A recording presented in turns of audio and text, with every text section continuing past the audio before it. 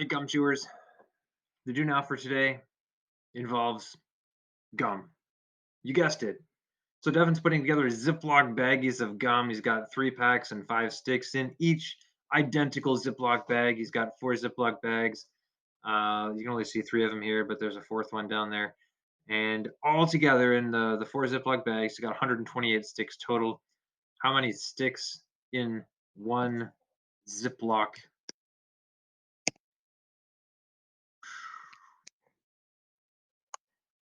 And second question, once you got that first one answered, how many sticks in each pack? You can see all 4 Ziplocs there. They're still there. You just can't see them. All right, we'll hit pause so you got an answer, then you come back. Okay, so we'll revisit this question in a minute. Here's what we're looking at today, solving multi-step equations. There are a couple of different types of multi-step equations. So with one-step equations, we call them one step. With two-step equations, we call them two steps. Anything beyond that, we don't count the steps. We just group them all together and say, look, it's got multiple steps, right? So we're going to follow the same procedures. We're still doing SADMEG. That's going to tell us what order we need to do our operations. We're going in reverse. Okay, the types of multi-step equations we're looking at today are distribution. There will be both distribution of multiplication and distribution of division. Whoops. The second type of multi-step equation we'll be looking at is combining like terms.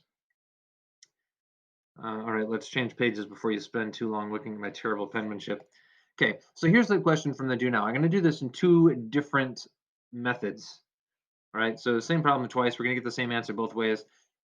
In some situations, you may find the one approach to be more beneficial for you and you're doing your assignments, and in other cases, you may find the other one makes more sense. Okay, so you don't ever have to like actually do both, and you don't have to only stick with one and never do the other.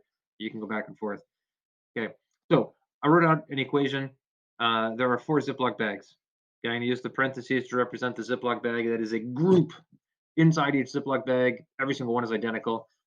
3 packs, so that's the 3x plus 5 individual sticks. With the 4 Ziploc bags all together, the total equals 128. All right, so there's my equation. I've explained the pieces. You will not ever be asked, I mean, at this stage in the game, you will not be asked to take a story and write out an equation. You'll just be given the equation. But I think it helps to understand the process if we know where that equation came from, because then we can visualize. So here's option number one.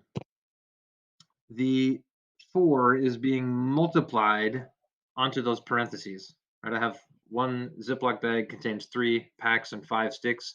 I take that Ziploc bag and multiply it by 4 because each one is identical. So I have 4 of those Ziploc bags.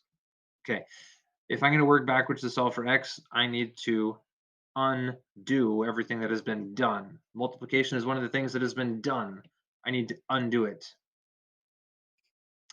In this case, we are not exactly following SADMEG because you'll say, but wait, Mr. J, I'm supposed to do subtraction and addition first. Absolutely true. Thank you for pointing that out. And let me just write down SADMEG. The catch here is that we can't get at the subtraction.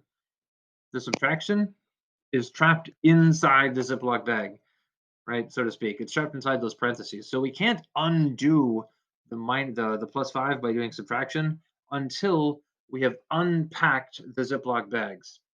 Okay, and so I know that I told you before we got to do SADMAG. We just follow the order of operations every single time. And in this case, we're still following the order of operations. It's just some of the order of operations are nested inside other things.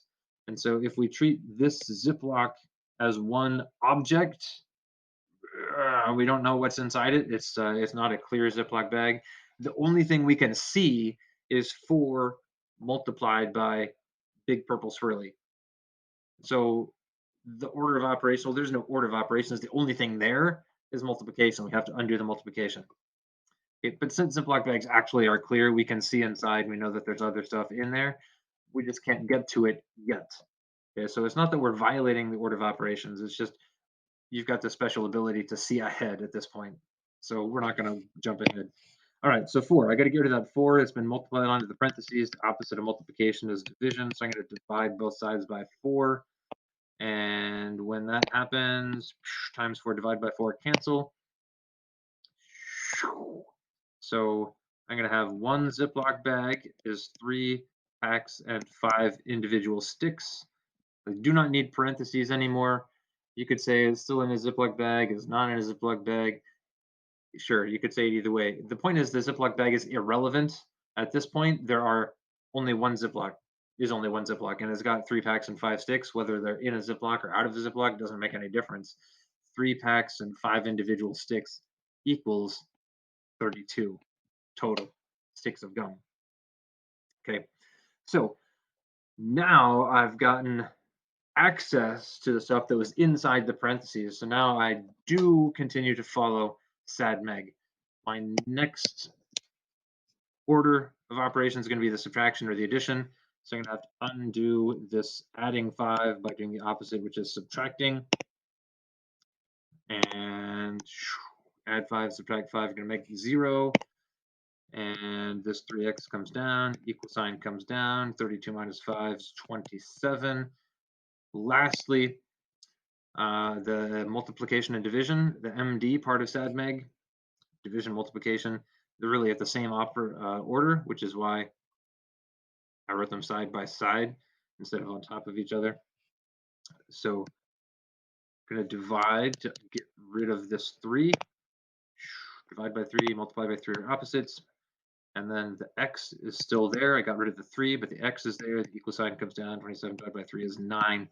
Each pack of gum has 9 sticks.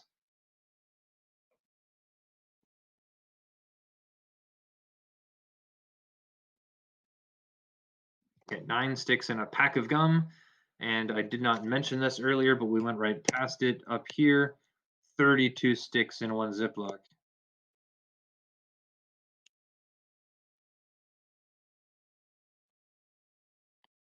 Right, I think probably a lot of you did the same thing in the original do now question. If we knew that there were 4 Ziplocs and the total is 128, just take the 128 divide by 4. Bam, that's what I just did in my first step.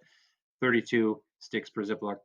Okay, option number 2, way less talking, way more doing. So the option number 1 was we can reverse the operation. We canceled out this multiplication by 4 to find out what was 1 Ziploc bag.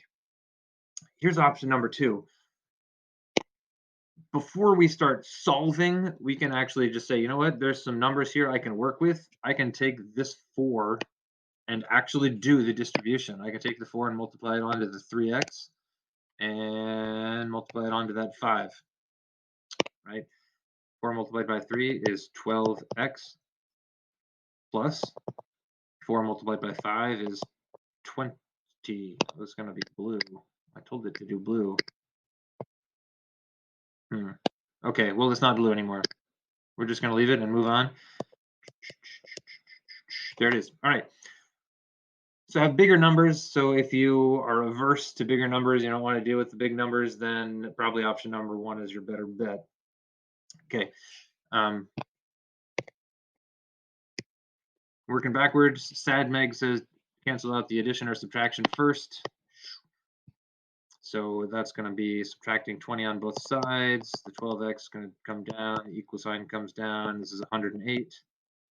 And then I need to divide by 12. This one I'm going to write the divide line. No particular reason. It's faster for me. Really is the only reason why. Okay, 12 divided by 12 is going to give me 1. 1x. It's the same thing as just x. And 108 divided by 12 is 9. Right on, there it is, 9 sticks in a pack either way. If we were trying to answer those 2 questions from the do now, how many sticks in a Ziploc bag in one Ziploc, method number 2 over here does not at any point tell us how many sticks are in a Ziploc bag. So if that is something we need to know, we're going to have to do option number 1. However, in a typical algebra problem where it says solve for x, that's not a thing that we need to know. So it doesn't make any difference. There's 2 options.